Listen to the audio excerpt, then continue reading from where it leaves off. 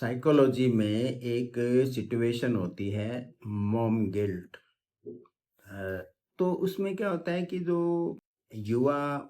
माताएं होती हैं, यंग मदर्स होती हैं,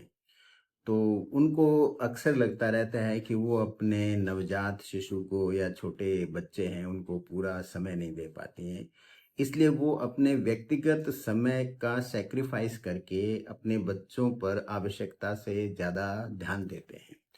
अब इसका परिणाम क्या होता है कि उनकी अपनी सोशल लाइफ, उनका अपना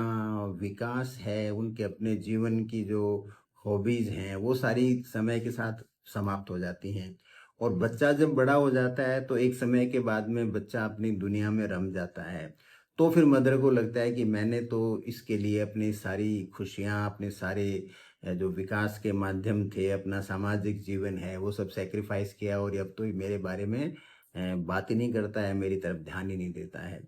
तो इससे क्या होता है कि लेटर लाइफ के अंदर मध्यावस्था के बाद में खास करके डिप्रेशन आता है, एंग्जाइटी आती है, पैल्पिटेशन होता है, अपराध बोध होता है और कई बार तो सुसाइडल थॉट्स भी आती हैं।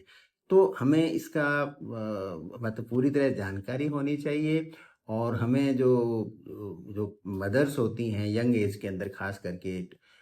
20s एंड अर्ली 30s के अंदर, तो उनको अच्छी तरह से ये एक तरह का काउंसलिंग करवानी चाहिए कि वो किस तरह से खुद के विकास को बनाए रखते हुए अपने बच्चे को भी ध्यान दें, लेकिन अपनी लाइफ की जो आवश्यकताएं हैं उनको भी वो पूरी तरह से नहीं त्यागें, उनको थोड़ा कम कर सकते हैं, कर्टेल कर सकते हैं, लेकिन अपनी जो व्यक्तिगत जो उनके जो विकास है या खुद का जीवन है उसका